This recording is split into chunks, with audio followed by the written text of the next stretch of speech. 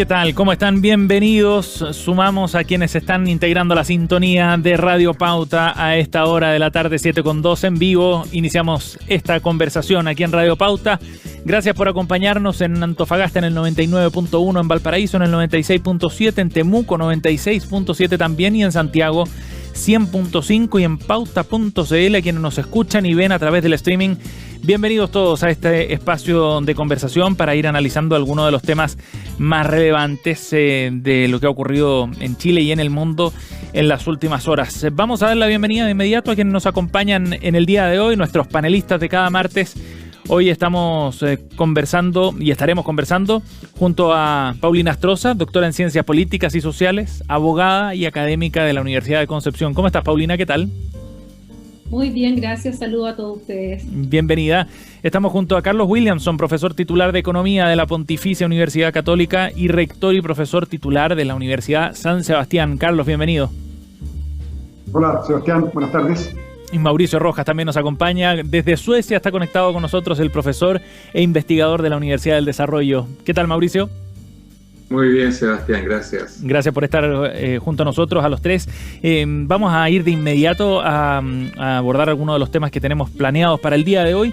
En una semana que ha estado particularmente noticiosa, va a ir adquiriendo además más protagonismo también el debate legislativo por varias razones. Ya podríamos ir pimponeando algunos de esos temas. Pero hoy día llegó hasta el Congreso el ministro de Hacienda, Rodrigo Cerda, con el detalle de la propuesta que lanzó el presidente Piñera anoche en cadena nacional. Este nuevo plan de apoyo fiscal. Son 6.000 millones de dólares los que va a inyectar al fondo COVID el gobierno. De esa forma, entonces, se va a poder extender el beneficio o algunos de los beneficios que hasta ahora se han implementado en el contexto de la pandemia. El IFE, que es el ingreso familiar de emergencia, un bono a la clase media, préstamos solidarios, hay apoyo a las pymes también. Es una batería de proyectos que tendrán que pasar algunos de ellos por trámite legislativo, otros serán más fácil de sacar adelante. Partamos con una evaluación general de este plan que es bien relevante, es un 50% de lo que ya se había inyectado al fondo COVID. Pero de todas maneras han surgido algunas críticas. Paulina, ¿cómo analizas tú el plan anunciado por el gobierno?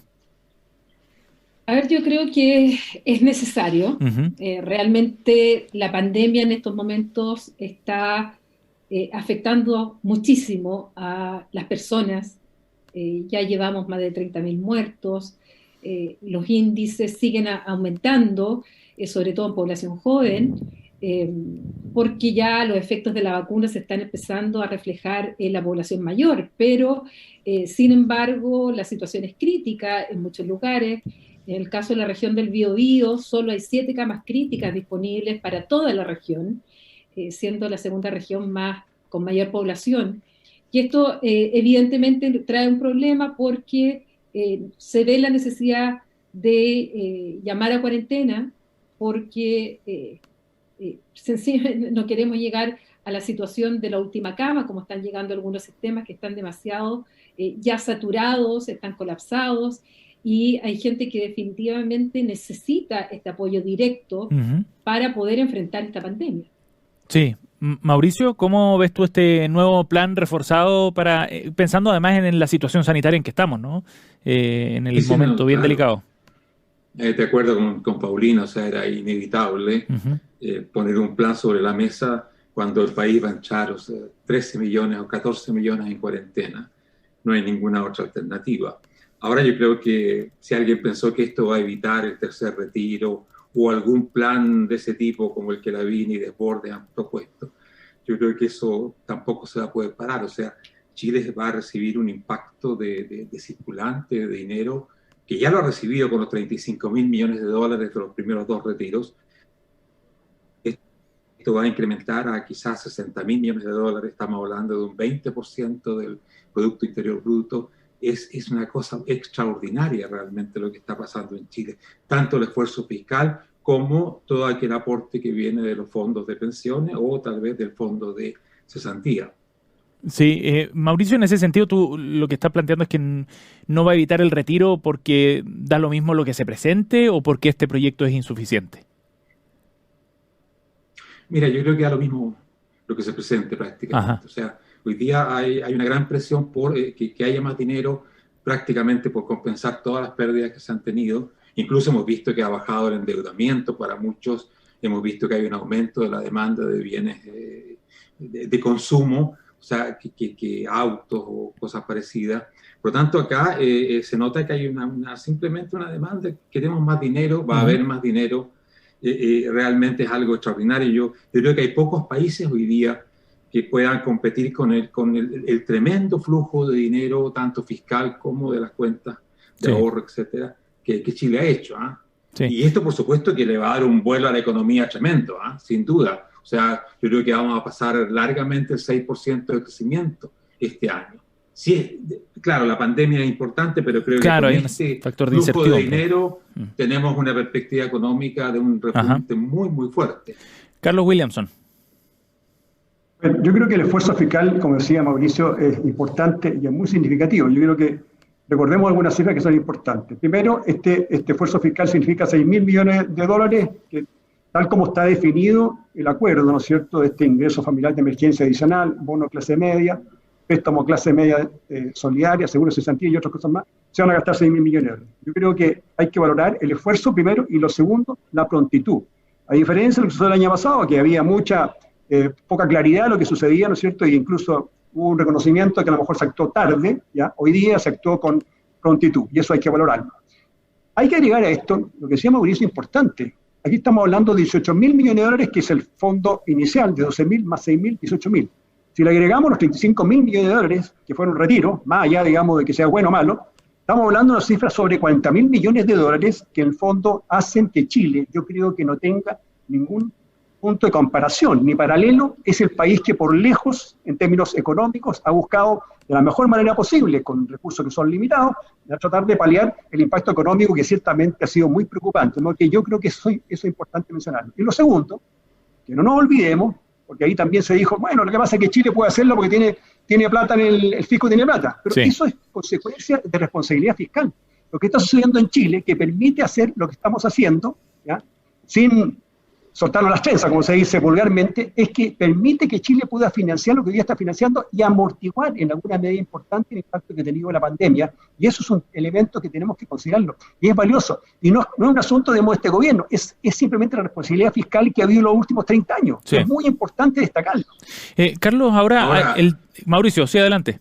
Sí, todo esto tiene un costo, por supuesto. O sea, lo que estamos nosotros hablando es el corto plazo, una inyección de dinero extraordinaria, probablemente, como Carlos dice, sin paralelos en el mundo, pero esto va a tener costos en términos de pensiones, de esfuerzo fiscal que va a tener que aumentarse aún más, porque hay mucha gente que va a quedar simplemente sin ningún fondo de pensión, de endeudamiento, que vamos a llegar probablemente al 50% del PIB, algo así. Todavía es una cifra manejable, pero si no contenemos la presión fiscal, la presión por obtener rápidamente más y más beneficios, esto puede realmente transformar a Chile en un país que va a tener que pagar cada vez más por el endeudamiento. El déficit fiscal del año pasado va a andar por ahí por el 9-10%, este año tal vez sigamos al mismo nivel, un poco menos tal vez, pero todo esto se paga en préstamos más caros, en pensiones más malas. Por lo tanto, tenemos que también evaluar esa parte, y eso lo digo por todo el entusiasmo de sacar más y más plata. Es que ese punto es bien relevante, Mauricio, y me gustaría plantearlo. Ha habido una discusión respecto a la suficiencia de este plan y a la focalización como un principio para ir determinando cuánto se entrega y a quiénes se entrega, ¿no? Ese criterio hoy día fue cuestionado, por ejemplo, por Mario Desbordes. Acá decía que había un exceso de focalización de parte del gobierno. ¿Qué debería prevalecer hoy día al momento de analizar estos planes de ayuda, Mauricio? ¿La focalización o quizás ir con el tejo pasado, discúlpame la expresión, pero llegar más rápido? Mira, el gobierno, el plan presentado por el gobierno está muy bien calibrado, trata de distinguir distintas situaciones, cuarentenas, menos cuarentenas, ingresos, etcétera. Pero yo creo que políticamente tiene el problema que tienen todos estos planes muy bien pensados, por economistas especialmente, que no satisfacen a la gente, son fácilmente criticables. Y hoy día viene esta demanda, tanto en la izquierda como en la derecha, de un tipo de subsidio universal para todos, incluso para los multimillonarios, porque es universal. En realidad es una locura lo que se está diciendo, pero creo que políticamente, lamentablemente, tiene un impacto hoy día, y el gobierno ha sido cauteloso y creo que va a pagar un precio político por eso. O sea, ser responsable en momentos donde se demanda más y más dinero tiene un costo político inmediato. Sí. ¿Paulina? O sea, yo creo que en todo caso... Carlos, bueno. Perdón, una acotación respecto al tema de la focalización. Yo creo que puede ser que en condiciones normales uno tenga que repensar un poco esto de la focalización y más bien tener un ingreso garantizado para todo el mundo, etc. Pero yo creo que en las circunstancias actuales lo más importante es ir directamente y llegar focalizadamente y ojalá sin burocracia a lo que más nos necesitan hoy día, que son realmente todos los chilenos. Yo creo que hoy día no estamos en condiciones de establecer un ingreso mínimo garantizado para todo el mundo, universal, pues son cifras demasiado grandes. Ahora, yo distingo esto de lo que se ha comentado. La semana pasada hubo una polémica en torno a una propuesta que hizo la presidenta, digamos, de la AFP, que habla de una pensión básica universal. Claro. Hay bastante consenso a nivel de los economistas que puede ser el camino, digamos, pensando hacia futuro, cómo poder tener una pensión básica que cubra a todos los chilenos y que aquellos que tienen mayores ingresos se les cobre a través de impuestos focalizados a esos grupos de mayores recursos. Sí. Paulina Estroza. Mi opinión iba en el mismo sentido que lo estaba planteando Carlos. Estamos en situación excepcional. No estamos en una situación normal y tan excepcional estamos que América Latina en general, Chile, evidentemente, es de las zonas más afectadas en el mundo por la pandemia. Es decir, los ingresos y el costo que va a tener la pandemia en términos de empleo, en términos laborales, incluso de sanidad mental, de violencia intrafamiliar. Hay un retroceso claro que va a tener nuestro continente. Somos el continente más afectado en cuanto a muertes y contagios atendido a la población, al número de la población. Además nos encontramos con un continente absolutamente dividido, fragmentado, en el que estamos en el sálvese quien pueda, cada cual ve cómo resolver sus problemas. Entonces, no es una situación normal esto que estamos viviendo hoy día y evidentemente con la incertidumbre de cuánto tiempo va a durar, si es que con las vacunas, que ha sido una gran gestión del gobierno, y eso lo reconozco hidalgamente, la adquisición de vacunas nos da una cierta luz de esperanza, pero al mismo tiempo no sabemos el tema de las variantes, la ciencia todavía está estudiando, bueno, con la variante brasileña, con la sudafricana, con la nigeriana, si esto también va a tener ese resultado. Entonces, el escenario es excepcional y las medidas tienen que ser excepcionales. Así es simple. Y a ahora, futuro, futuro, para cerrar el punto, Carlos, Paulina. Sí, y a futuro que decía Carlos, cuando ya entremos en una etapa pensando, cuando ya entremos, no sabemos cuándo, a una situación más de normalidad, pensar en este ingreso básico universal sí puede ser una vía, porque tampoco podemos dejar a gran población sin un ingreso mínimo en las condiciones en las cuales estamos y con el impacto que nos va a llegar. Sí. Mauricio. Sí. En todo este contexto es importante resaltar que Chile, en América Latina, es uno de los países que mejor ha resistido a la pandemia económicamente. Solamente Brasil tiene una caída menor que la que tiene Chile, comparado con los países de Europa. Estamos simplemente al nivel de los países que mejor han salido adelante, como puede ser Dinamarca o Noruega. Caer un 6%, cuando tú comparas con España cayendo más del 12%, con Perú cayendo 12%, algo así, o Argentina, etcétera. Realmente esto habla muy bien de la economía chilena. Creo que hemos construido una economía que es bastante resiliente y que nos va a dar ahora una sorpresa de recuperación, en parte por este tremendo flujo de dinero, pero en parte porque es muy sólida. Además, tenemos la suerte de que China está reactivándose, lo que implica que el precio del cobre sube y que en general el sector de exportación va a andar muy bien. Sí. Ahora, en ese sentido, Paulina. Perdón, en ese sentido lo que lamento sí es que finalmente gran parte del esfuerzo lo estamos haciendo los propios chilenos y chilenas con nuestros fondos de pensiones, porque mucho dinero ha salido de nuestras cuentas. Y eso ha sido la lógica que, obvio, si siempre nos han dicho que las cuentas son de capitalización individual, que los dineros son nuestros, y eso es lo que tenemos en la cabeza, y hoy día se necesita dinero para salir justamente de esta situación tan complicada. Finalmente, ¿quiénes han puesto el dinero? La gran parte del dinero somos nosotros mismos, nos estamos salvando nosotros mismos. No es el Estado quien ha tenido la mayor carga en esta salida momentánea de lo que nos está ocurriendo.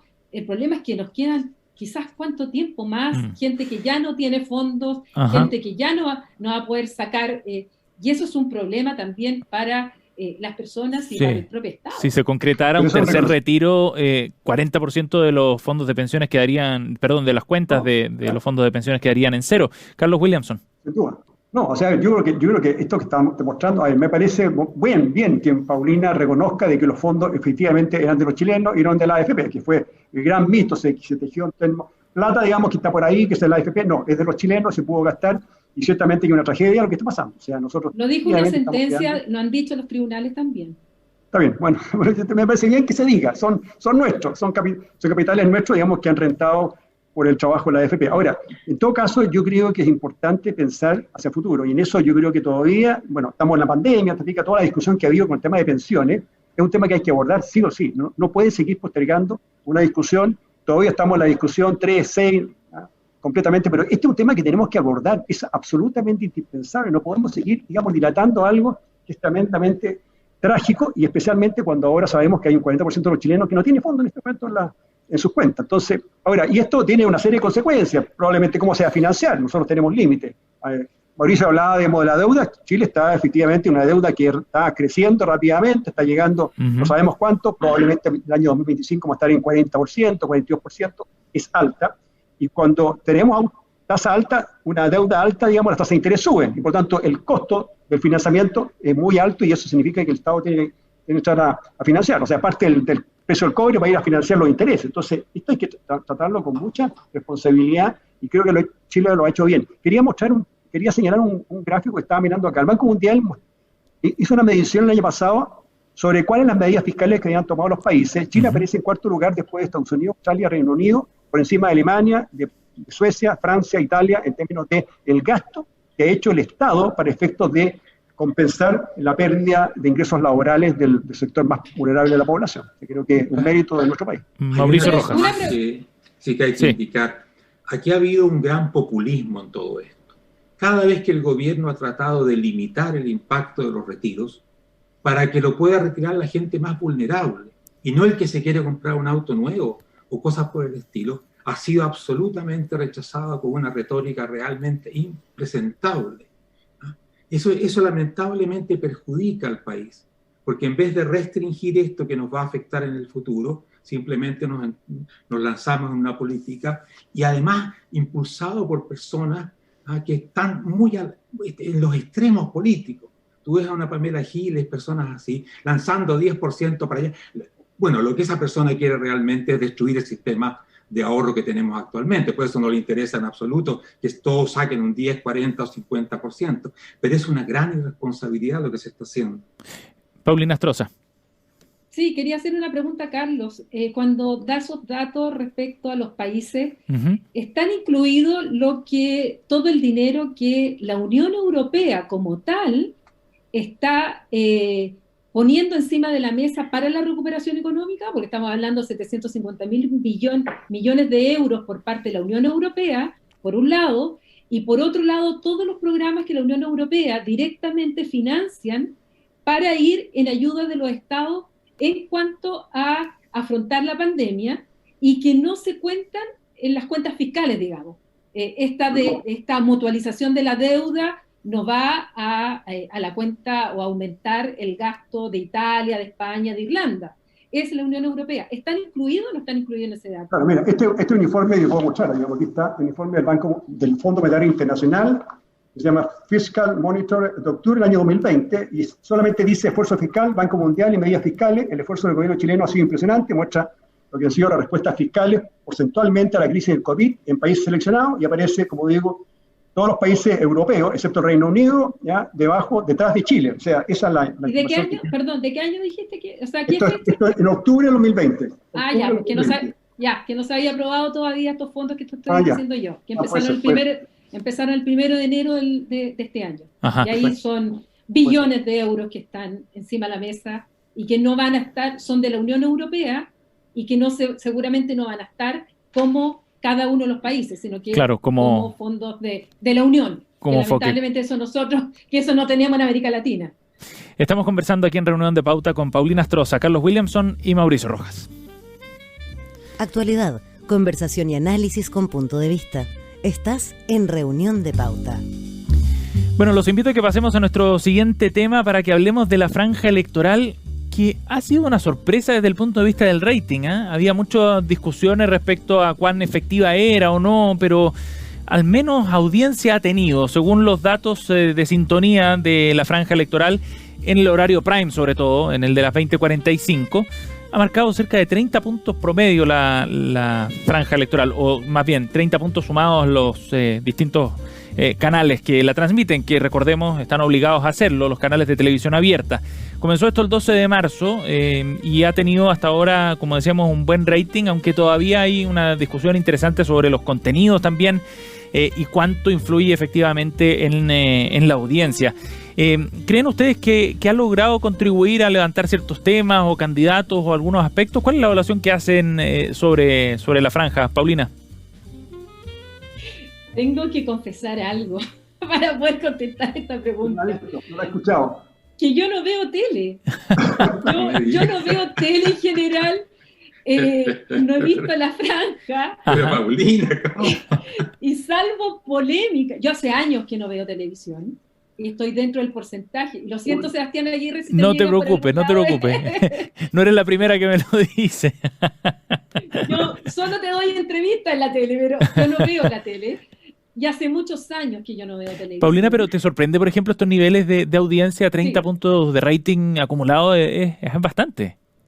Sí, o sea, si tú me dices eso, sí me sorprende mucho, porque yo no estoy en ese 30% de partida, sí. Pero que sí me he informado respecto a la franja, pero fundamentalmente por las polémicas, por lo que surge en las redes sociales. Claro. Algo me he informado de la franja, pero que yo vea la franja, que me sienta a ver la franja, Ajá. Es porque en realidad yo no veo televisión. Sí. Entonces me siento bastante inhabilitada como para poder opinar del contenido de la franja de este tema. ¿Carlos? Lo reconozco hidalgamente. Yo efectivamente, después de que me dijeron esto, no, la había visto, sí, esporádicamente, ayer me concentré más. Yo lo analizo desde dos puntos de vista. Hay dos como facetas, a mi juicio, que tiene que uno poner sobre la mesa cuando analiza esta franja. Primero, la franja tiene un fin loable, que es buscar la manera en que los candidatos se manifiestan, presentan sus ideas, su pensamiento sobre distintos temas. Evidentemente que la situación actual es complicada, porque tenemos muchos candidatos y todo, ¿ya? Y tenemos además una proliferación de partidos políticos, lo cual ya se... Claro. Ahora, cuando uno ve, digamos, el punto de vista, bueno, pero ¿se logra ese objetivo? Claramente que no. Y hay un tema técnico de por qué no se logra ese objetivo. Es imposible que una persona en un minuto pueda decir alguna idea. Imposible. Entonces, al final, esta franja, y yo creo que puede ser tal vez la razón del alto rating, se transforma en una especie, digamos, de gancho de emocionalidad. O sea, hay mucho despliegue de imágenes y todo eso lo que está permitiendo es lograr ese efecto más bien de emoción sobre el televidente, más que entregar una idea, un pensamiento o un razonamiento sobre lo que piensa el determinado candidato. Es un aspecto técnico. Ahora, si me dijeran a mí cómo yo organizaría este tema, Ajá. yo diría así, oye, si la franja electoral tiene, digamos, que tenga no sé cuántas horas son, no sé, 15, 20 horas, no sé cuántas horas están disponibles dentro del espacio, pero yo repartiría las horas, más que entregarle, digamos, 1 minuto o 2 minutos a un candidato en un determinado día, sí. Repartir las horas, usted partido, digamos, tiene 3 horas y media, y usted va a tener 3 o 4 días en el cual sus candidatos van a poder expresar su pensamiento y su idea. Me para profundizar un poco más. Evidente, evidente. O sea, sí. Técnicamente me parece que es un desastre, creo que es un desastre. Sí. Pero el otro aspecto, que es el aspecto más de fondo, Ajá. creo que está dentro, ¿cierto? Yo creo que, digamos las cosas por su nombre, la política en Chile está en crisis. Y está en crisis porque se sostiene la política de alguna forma una especie como de frivolidad enorme. Algunos disfrazan como de compromiso moral con los ciudadanos. En Chile el fenómeno de la sensibilidad, llegar al elector. Sí, la emocionalidad. Exactamente, este imperio llamado el simplismo, el humanismo moral, la justicia, la injusticia, todo esto está llevando finalmente a una política que está anegada de este simplismo, humanismo moral, que en el fondo a veces también es oportunismo. Ahora, Ajá. Cuando uno habla de la política en mayúscula, que significa deliberar de un modo responsable, con la fuerza de la razón, con la idea, ¿no es cierto? No simplemente con las emociones, digamos, efectivamente a construir una visión política del país que realmente hace un aporte. Yo creo que los representantes en Chile tienen el deber de conducir, ¿no es cierto?, lo que son estas fuerzas, ¿no es cierto?, emocionales, ¿ah?, más que encauzar estas demandas sociales, más que reproducir estas sensaciones subjetivas de los representados, porque al final, cuando uno camina en esa dirección, se llega al populismo y a la democracia, a demagogia. En el fondo es tratar de entregarle lo que está pidiendo el electorado, más que pensar un poco en el país y en un razonamiento que tenga lógica y tenga sentido. Sí, interesante el punto porque habla de cómo se está haciendo política hoy día en general, ¿no? Y en eso influyen muchos factores. Mauricio. Mira, a mí la franja me dejó muy preocupado, porque era una lista impresionante de promesas: el agua, la salud, la educación. Parecía que Chile podía llegar a ser el paraíso solamente si lo escribimos en la Constitución. Y yo creo que mucha gente se puede tomar en serio esto. Puede creer que esto es verdad y no solamente una expresión de populismo o una forma de ganar votos fácilmente. Porque yo tengo el temor de que toda esta ilusión que se ha acumulado muy irresponsablemente, porque todo esto es irresponsabilidad en realidad, se transforme en una tremenda desilusión. La gente va a ver de que no se resuelve nada que sea importante en sus vidas, ni suben las pensiones, ni el agua es mejor, ni la salud es mejor, etcétera, porque las constituciones no pueden hacer eso. Y va a haber además que en vez de este espíritu medio de paraíso, va a haber una seria disputa, pelea, todo tipo de cosas que van a transformar a la Convención Constituyente en algo muy distinto de esto que aparece en esta franja idílica, como que fuéramos camino al paraíso. Yo creo que esto le hace mal a Chile. Yo creo que le hace mal a Chile sembrar este tipo de ilusiones que no se pueden cumplir, y todos saben además que no se pueden cumplir. Nadie habla de cómo vamos a crear la Mauricio, riqueza de verdad. Y en ese sentido, ¿la franja contribuye, crees tú, a ese nivel del debate? Pero por supuesto, le hace mal a Chile. Por el formato, te pregunto, por la forma que tiene. Esto bueno, de que... obviamente, porque si le das muy poco tiempo, lo único que la persona hace es gritar: sanidad, agua, libre, todo, Chile, feliz, sol todos los días, lo que tú quieras gritar. Por supuesto que no contribuye a eso. E incluso cuando tienen más tiempo, como tienen algunos partidos, algunas coaliciones, tú ves muy poco del razonamiento que tendría que haber, que es decir, estamos en una crisis muy seria. La Constitución tiene que ser un punto de partida para crear un país que genere más riqueza. Esto nos va a costar tiempo, aquí no se pueden regalar las cosas, pero claro, tal vez es difícil ganar votos así, pero a mí me gustaría un partido que fuera un poco más como Churchill, que dijera: solamente puedo ofrecer sudor, lágrimas, esfuerzo, para que podamos realmente cosechar los frutos del progreso.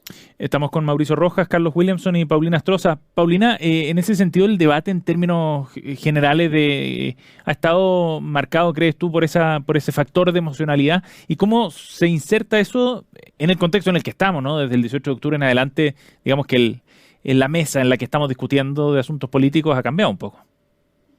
A ver, lo primero es que, si bien yo no he visto la franja electoral, a diferencia de eso, he escuchado mucha radio. Yo escucho mucha radio, y también uno escucha las promesas y escucha los jingles que más parecen comerciales de, no sé, de detergente o de champú que de constitucionalistas. Creo que por una parte hay una gran ignorancia del verdadero rol que van a cumplir los convencionales en la Constitución. O sea, de verdad que hay una falta de educación cívica, y que es muy importante que aquellos que están compitiendo, que son miles, para 155 cargos, tengan súper clara y sean muy conscientes del rol que van a tener. Una Constitución lo que hace es repartir el poder, regular el poder del Estado. Esa es la función de una Constitución. Y en ese rol, evidentemente hay que ver de qué manera el poder se distribuye. Ya será entre órgano ejecutivo y legislativo, que nos dará un sistema de gobierno, o si es que se va a distribuir de manera territorial, lo que nos dará la forma de gobierno, si somos Estado unitario, descentralizado, si va a un Estado regional o no, que distribuya las competencias también en separación de los poderes, regula los poderes del Estado, las instituciones del Estado, y hay una parte muy importante que es la dogmática. Todas las constituciones, la gran mayoría de las constituciones del mundo tienen una parte dogmática donde están los derechos humanos y los derechos fundamentales. Y eso también es muy importante tener claro, cuál es el sistema que nosotros queremos como Estado chileno respecto a esos derechos fundamentales. Sí. Entonces, pero es me posible... da la impresión que no siempre está claro cuál es el rol que van a cumplir los constituyentes. Y ese punto es bien relevante porque, vinculándolo con el formato que tiene una franja electoral como esta, no pareciera quedar muy claro ese rol precisamente aquí, ¿no? En este espacio. No queda. O sea, yo que no lo he visto, insisto, no Sí, lo he sí, visto. sí. Yo he escuchado los comerciales, que no creo que disten mucho de Es muy parecido, los videos Paulina. que se están dando. Muy parecido. Ya, no creo que disten mucho. Ni tampoco creo que disten mucho de las palomas que veo pegados en la calle, con las pocas veces que he salido, en el cual son todas iguales, y que ni siquiera ponen el logo del partido político al que representan. Y eso se vincula mucho. En otros países es obligatorio, en otros países es obligación poner el logo del partido político al cual van. Sí, ahora son por todos transparencia. independientes, Sí. son todos iguales. Y eso se vincula mucho con lo que planteaba Carlos Williamson antes. Carlos. Claro, o sea, yo creo que, yo en algún momento creo que sería importante que cuando entremos en modo proceso constituyente, poder conversar y discutir, ¿no es cierto?, y analizar todo el tema de cuál va a ser la constitución que queremos para el futuro de Chile. Pero volviendo un poco al tema de la franja electoral, digamos, del simplismo, de la emocionalidad, de la frivolidad, digamos, que estamos viendo nosotros a diario en el mundo político hoy día, mientras ustedes conversaban, estaba pensando un poco, digamos, en la historia, ¿eh? En la época, por ejemplo, antigua, antes, ¿no es cierto?, del año 73, digamos, la calidad de la política. Yo creo que aquí se ha deteriorado la calidad de la política. Entonces, ahora, si hay un grupo de constituyentes que tienen que construir esa nueva constitución, yo espero, digamos, que exista una deliberación política razonada y razonable. O sea, que estemos hablando sobre principios, sobre la razón, no sobre la emocionalidad. Uh-huh. Yo creo que lamentablemente muchos van a querer llevar esta discusión un poquito a la emocionalidad. Te fijas que es un poco ese simplismo tan característico que está, yo creo que anegando a la política chilena, y creo que es un tremendo riesgo que tenemos nosotros para construir esa constitución, como dice, que tiene una parte dogmática, tiene que ser fundamental, porque sobre esa base vamos a construir el futuro. Carlos, pero respecto a ese punto, el de la emocionalidad, ¿no estamos en una época quizás donde se transitó hacia una política más emocional derechamente? Pareciera ser como el nuevo estándar. Así es. Totalmente. Claro. Ese es el nuevo estándar. Claro. Eso es lo que manda. Y lo que está sucediendo, por ejemplo, con el tema que de a las lo redes que voy sociales, es que eso tiene que ver con varios factores generacionales, las redes sociales y el rol que tienen están hechas para eso, básicamente. Las redes sociales funcionan en base a la emoción, al clic. Claro. Yo no sé si ustedes tuitean. Yo no tuiteo, así no tengo nada, pero sí escucho. Tuiteo. No, pero el tuitear, ¿no es cierto?, de alguna forma es lanzar alguna propuesta, ¿no es cierto?, que muchas veces no tiene ningún fundamento y muchos se la tragan. Entonces, yo y nosotros somos académicos, ¿sí? Sabemos lo que significa, digamos, estar en la academia, y significa pensar racional, utilizar una metodología de análisis antes, digamos, de lanzar ningún juicio sin haber tenido algún sustento, alguna base, fundamento. O sea, a mí me preocupa hacia dónde estamos caminando en este país. Y creo que hay un tema, como tú decías, Sebastián, que tiene que ver también con la juventud. Uh-huh. La juventud nos informa, nos interesa informarse. Mauricio. Ese es un problema. Claro, no. Estamos haciendo política de matinal cada vez más, sin duda, porque eso rinde. Porque eso paga en votos, porque eso paga en popularidad, tenemos que entenderlo también. Pero es ahí donde el liderazgo político tiene una responsabilidad enorme, de no dejarse llevar a ese terreno, porque debería entender de que para construir un país no se puede hacer ni con la emocionalidad, ni con este tipo de promesas, todo esto que se está haciendo ahora. Ajá. Por lo tanto, yo creo que acá tenemos un déficit, yo concuerdo con Carlos que hay un deterioro de la clase política.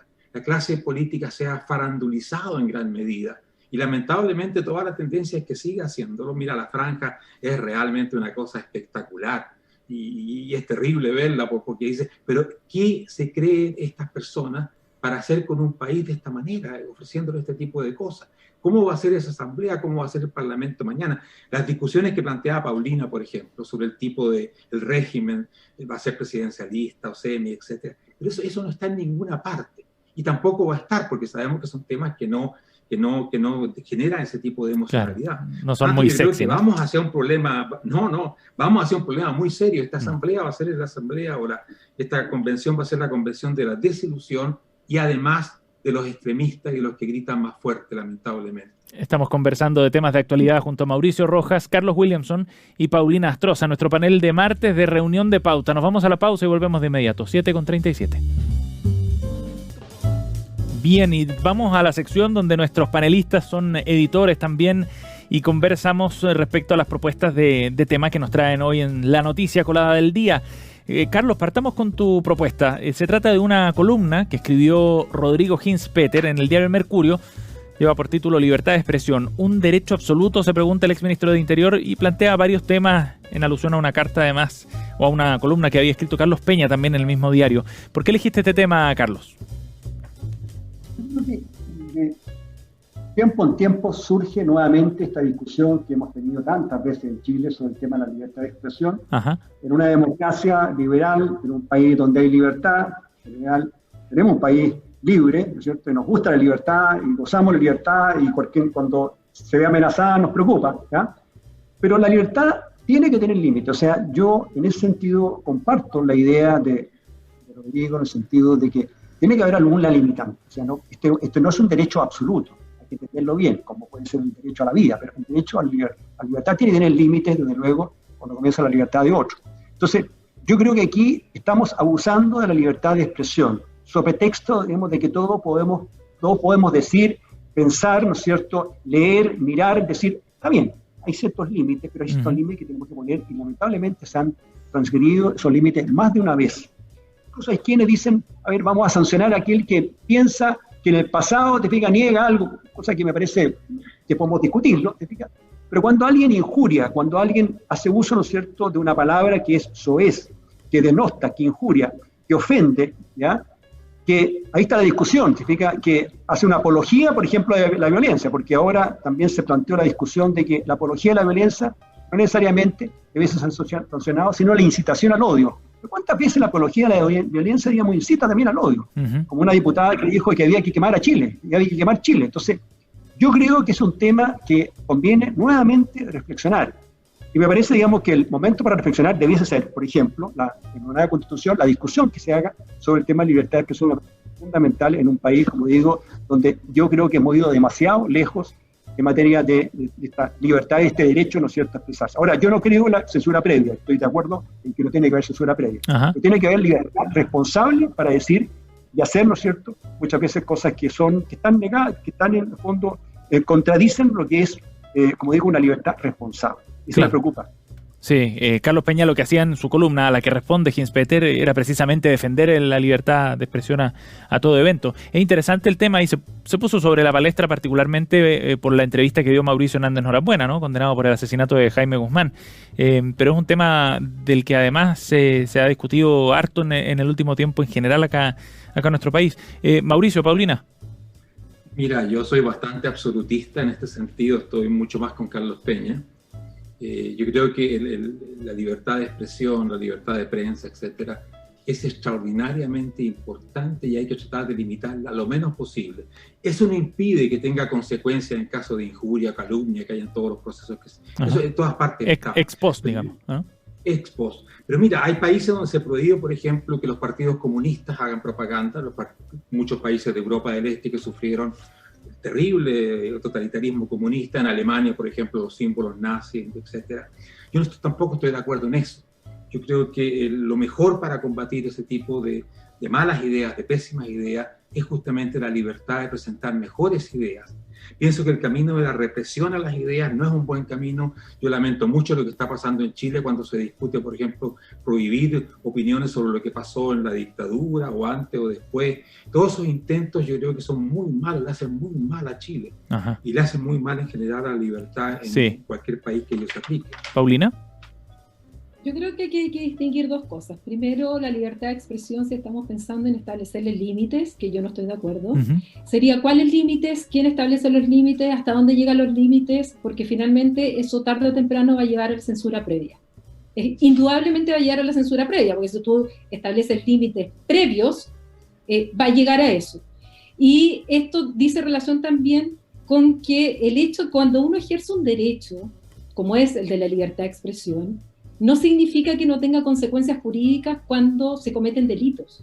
Cuando los actos derivados de esa libertad de expresión caen en delitos tipificados por el Código Penal, y aquí viene la injuria, viene la calumnia, y así ha sido.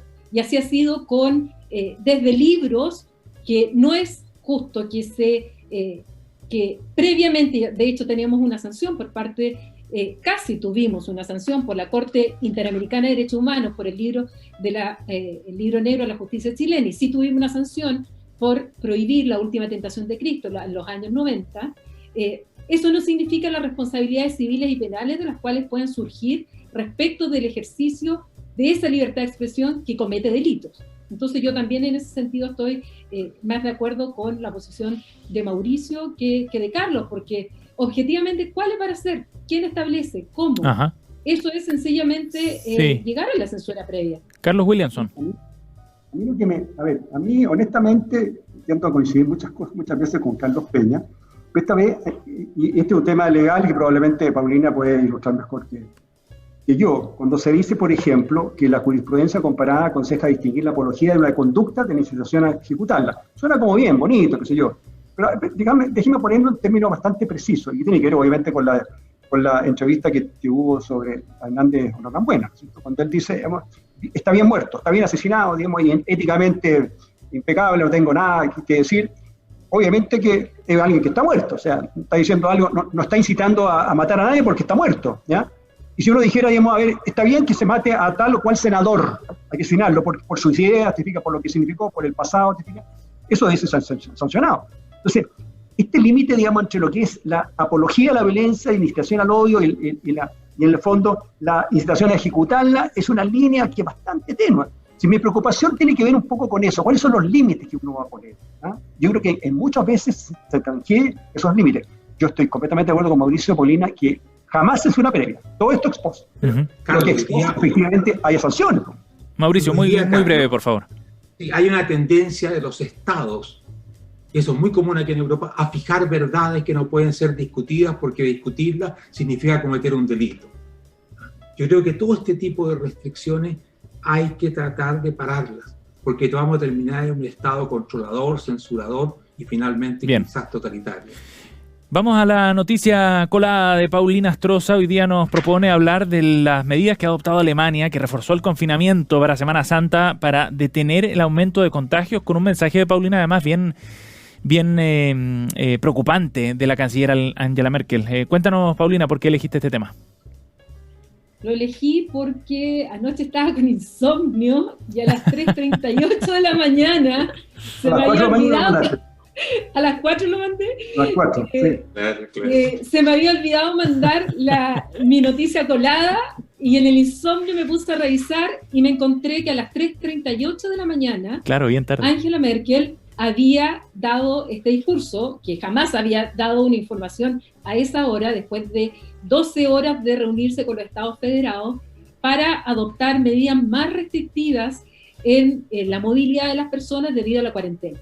Y esto es preocupante porque eso ya reconoce una tercera ola en los contagios. Claro. Angela Merkel ha sido una de las primeras que dijo, y que eso sonó muy duro y tenía toda la razón, que de un 70 a un 80% de la población podía contagiarse del SARS-CoV-2, que es la COVID-19, y cuando todos decían, pero ¿cómo va a ocurrir eso? Angela Merkel lo dijo primero, antes que todos. Entonces, me preocupa mucho porque ella, en su racionalidad científica, que la caracteriza, unido a los 16 estados federados, porque es un estado federal, por lo tanto requiere, estas competencias están en los estados federados, lleguen finalmente a estas decisiones de restricciones, sobre todo por Semana Santa.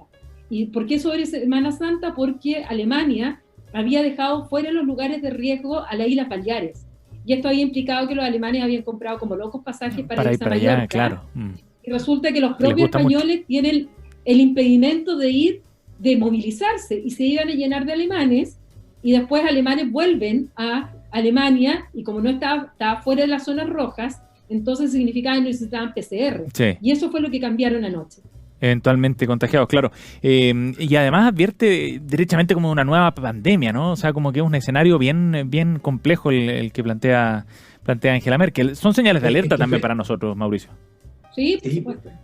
Bueno, esto que pasó es muy espectacular, lo que cuenta Paulina, que a las 3 de la mañana un canciller alemán de una conferencia de prensa es algo totalmente inusual en los países germano-nórdicos. Eso, por lo tanto, es muy grave la situación. Ajá. Y lo que está pasando acá es que la población está cada vez menos dispuesta a seguir este tipo de medidas, por lo tanto hay que endurecerlas todavía más.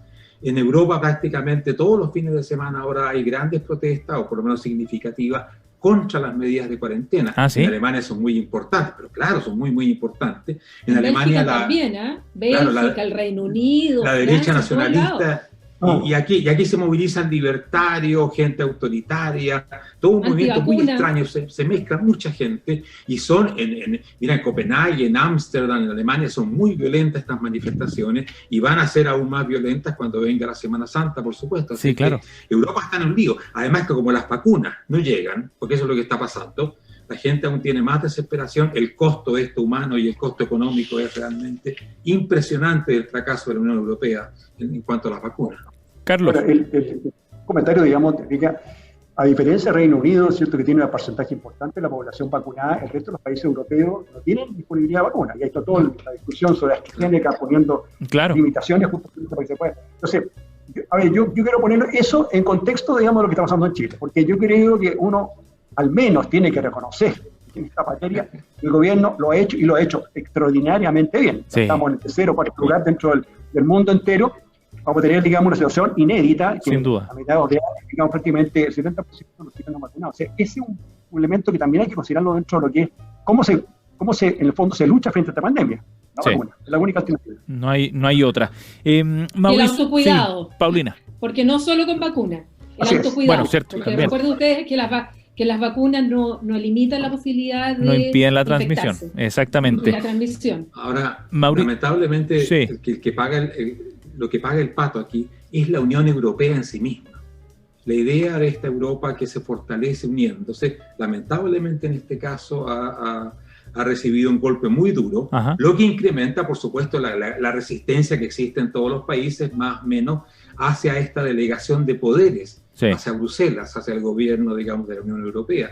Yo creo que esto va a tener consecuencias políticas bastante importantes. Los estados nacionales van a tratar de recuperar una capacidad de acción que hoy día han ido delegando a la Unión Europea.